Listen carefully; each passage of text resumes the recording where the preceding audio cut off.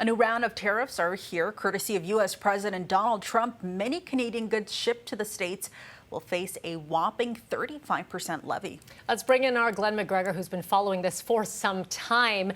Glen, you're gathering reaction from officials in the capital. No doubts, a lot of reaction. What are you hearing? Yeah, a lot of reaction after months and months of negotiations leading up to today, the deadline day, which came and went without any kind of agreement between the White House and the Prime Minister's office on tariffs in future.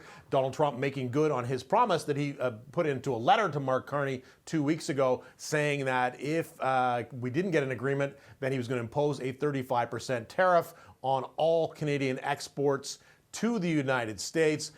But there is a huge asterisk with that. Does not cover products that are exported under the USMCA, CUSMA, the free trade agreement between Canada, the United States, and Mexico. And that's the bulk of our exports. Estimates are about 90% of the stuff that we send to the States is CUSMA compliant, so wouldn't attract this 35% tariff. And you look at it kind of globally, well, that makes the average rate of Canadian tariffs probably less than 10%. Compare that to, say, the rate that was given to the European Union, 15%, that Trump and the European Commission President Ursula von der Leyen agreed to this week, or on the UK, 10% for them, Japan, 15%, all of them also with having to make additional commitments to invest and buy American products. So maybe Canada not getting a deal isn't the end of the world. So let's look at this sort of the state of play right now on the existing tariffs. First of all, yes, there is that 35% tariff for non-CUSMA compliant goods. But the larger concern from the Canadian perspective really is the sectoral tariffs. 50% tariff remaining on Canadian-made steel and aluminum. That is devastating to that industry. At that rate, Canada just can't really sell any of those metal products into the U.S. Also, copper and wiring set at 50%, although the number of products that are exported, copper products that are exported from Canada into the U.S. isn't really covered by that. Then the 25% on vehicles made outside the United States, subtracting the amount of U.S.-made goods that go into those vehicles. That's a very difficult calculation, figuring that out. And then there is, of course, the lower tariff rate still remaining on Canadian oil, gas, energy products, and potash, which, of course, the Americans really need in their agricultural sector.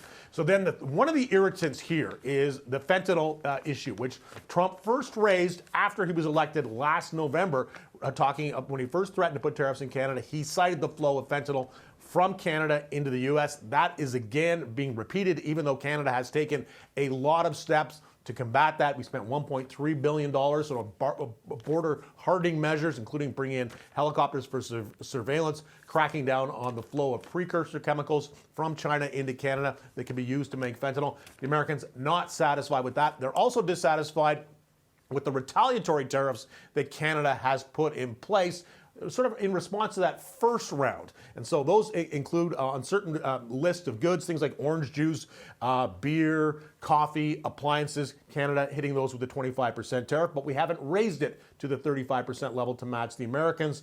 There's also retaliatory tariffs in the steel and aluminum sector on American-made steel and aluminum, 25%.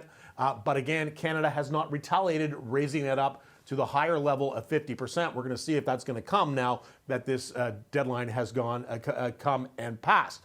So what is the Canadian reaction to this? Well, we haven't heard from Mark Carney in person yet. His office did put out a lengthy statement this morning, and I'm going to read to you from some of that.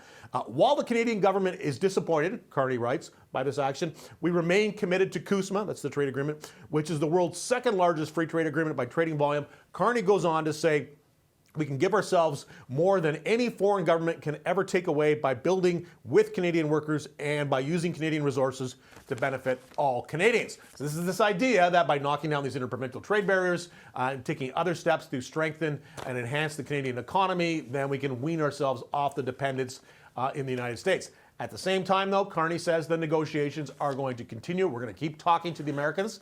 Trump's comments yesterday made it sound like Carney had tried to call him at the White House yesterday and that Trump chose not to pick up the call, instead speaking to Mexico's President Claudia Sheinbaum and agreeing to give Mexico essentially a 90-day reprieve on the tariffs, the increase in tariffs, which would only be planned to increase to 30%, not the full 35%. So Will we hear from Mark Carney today? I would imagine we will. I think he pretty much needs to get out in front of this. He needs to speak about this because he was the guy who ran in the election campaign saying he was the person best positioned to get an agreement with the United States.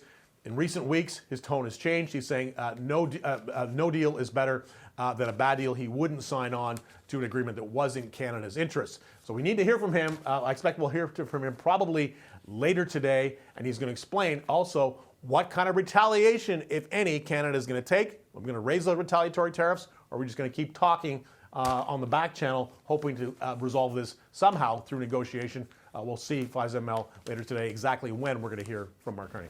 And you know, those reporters are going to have a lot of questions on this. Glen McGregor in Ottawa, as always, thank you. So.